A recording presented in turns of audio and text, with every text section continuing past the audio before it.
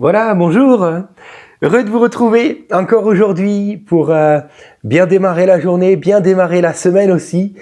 J'espère que le week-end vous a bien reposé, que vous avez aussi pu participer à un culte et bénir le nom du Seigneur afin qu'il soit glorifié et vous renouvelé.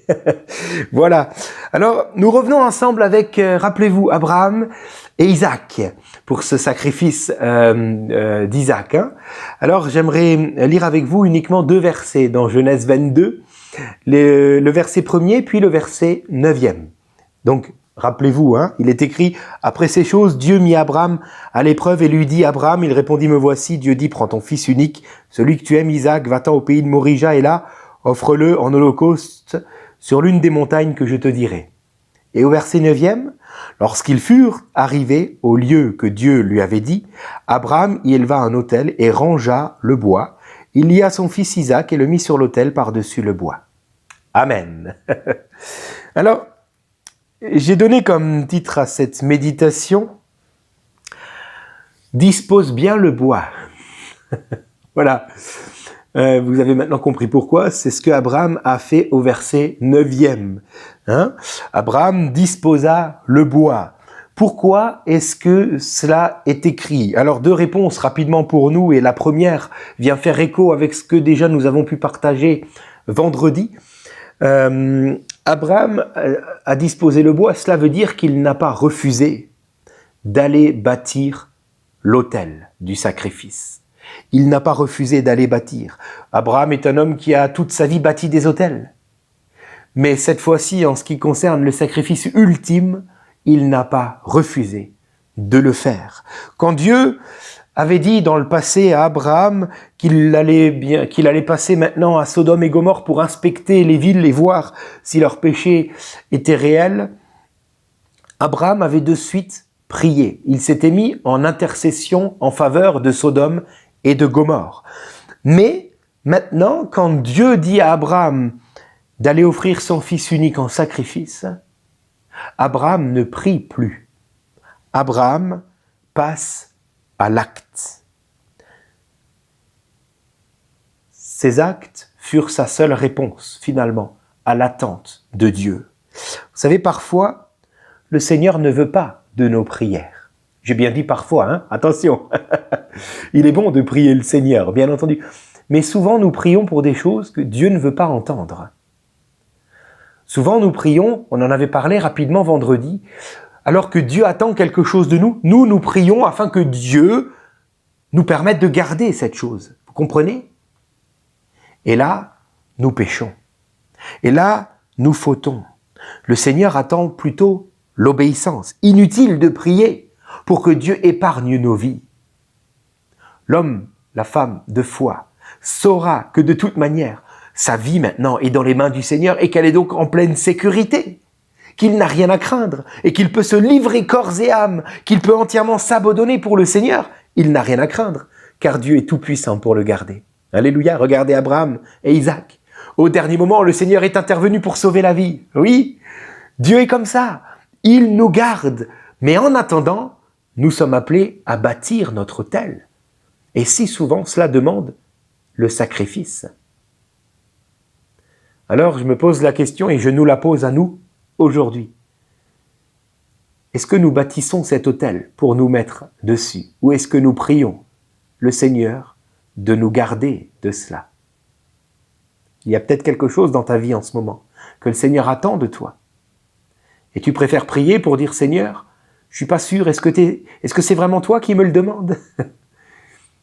Ou peut-être tu pries en disant « Seigneur, moi je crois que dans la Bible tu dis, tu fais plein de promesses, donc je crois que tu vas me bénir. » La majeure partie des promesses sont personnelles. Il y a donc des promesses aussi personnelles pour toi. Mais toutes les promesses qui sont écrites ne sont pas forcément pour toi maintenant. Il faut le comprendre, il faut l'entendre cela. Tu as un Dieu qui cherche une communion avec toi et il saura te donner ta promesse. Oui, tu auras ta parole, ton réma en son temps. Mais si souvent, pour ne pas dire toujours, la solution arrive lorsqu'enfin nous avons accepté de bâtir notre autel, n'est-ce pas? Le bélier est devenu visible aux yeux d'Abraham quand? Au moment où il avait fini de bâtir l'autel, il avait placé le bois et il avait même mis son fils Isaac dessus. C'est à ce moment-là que Dieu va l'arrêter, va lui dire « Regarde là !» Et il va voir le bélier. Oui, la solution de Dieu existe, mais elle ne viendra pas avant que tu aies accepté d'aller sur l'autel du sacrifice. Peut-être y a-t-il des choses à abandonner, peut-être y a-t-il dans ton cœur des choses à remettre au Seigneur. Puissions-nous ne pas nous tromper et demander au Seigneur le discernement pour savoir quand il nous faut prier et quand il nous faut plutôt nous mettre en action pour bâtir notre autel. Attention, lorsque Dieu nous demande de nous mettre en action, ne repoussons pas au lendemain. Abraham a agi de suite et il a bien fait parce que si on commence à vouloir temporiser, à vouloir remettre au lendemain, cela donne à l'ennemi de nos âmes l'opportunité de semer le doute et la peur dans nos pensées. Ce faisant, nous irons certainement plaider notre cause auprès de nos bien-aimés, auprès de ceux avec qui nous sympathisons.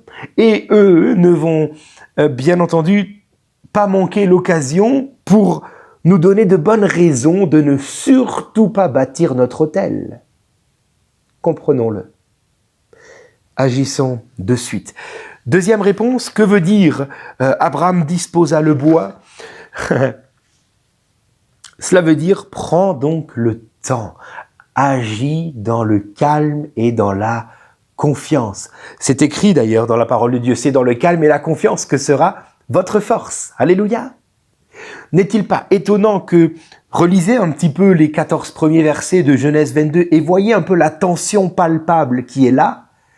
Et voilà qu'à un moment donné, ça y est, on arrive à la tension suprême dans le texte où Abraham construit l'autel, il va tuer Isaac, mais qu'est-ce qui se passe? Et Abraham rangea le bois. Mais pourquoi c'est écrit ça? Abraham rangea le bois, comment ça? Pourquoi? On n'a pas besoin de savoir ça maintenant. Simplement comprenons ceci. Nous avons un Dieu qui se soucie du détail. Un Dieu qui prend le temps pour les petites choses.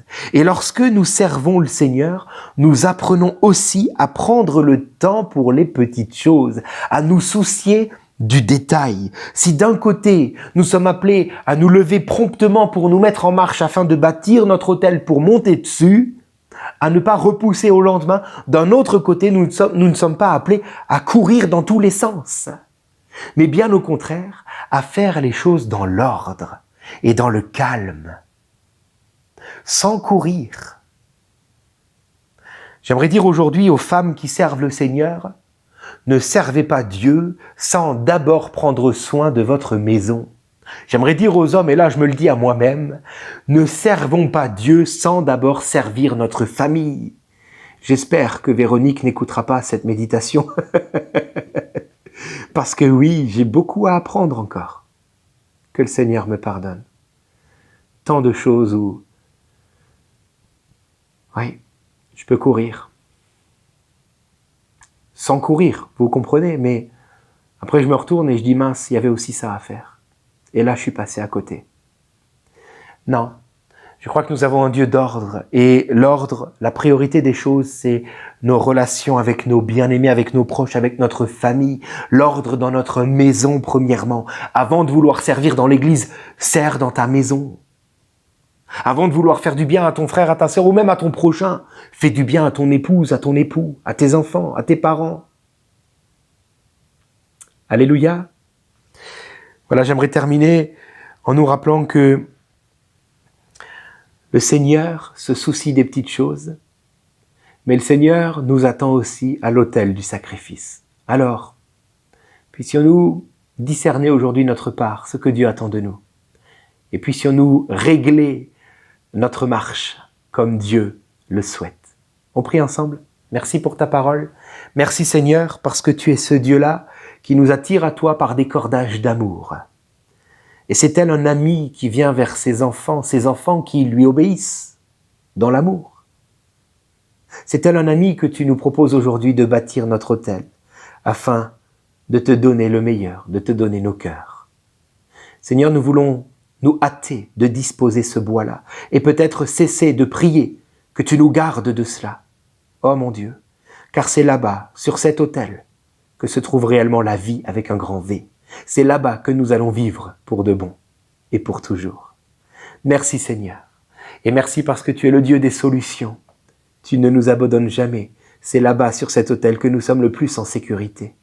Et donne-nous de ne pas nous hâter en courant, mais de nous hâter dans le calme et la confiance, en regardant aux détails et aux petites choses comme toi tu le fais, en voulant mettre de l'ordre et ne pas, mettre la charrue avant les bœufs, mais au contraire, de prendre soin de tous les détails. Merci Seigneur. Amen. Voilà, que Dieu vous bénisse et je vous dis à demain.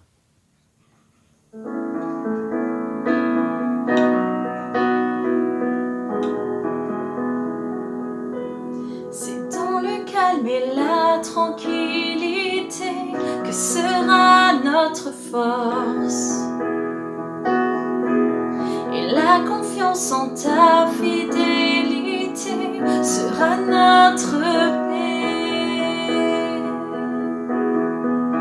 Nous avons tant de peine à croire en tes promesses et à ne pas compter sur nos propres efforts. C'est dans le calme et la tranquillité que sera notre force. Et la confiance en ta fidélité sera notre paix. Car tu attends de nous révéler ta tendresse et de convaincre nos cœurs de ta compassion. C'est dans le calme et la tranquillité que sera notre force. Et la confiance en ta fidélité sera notre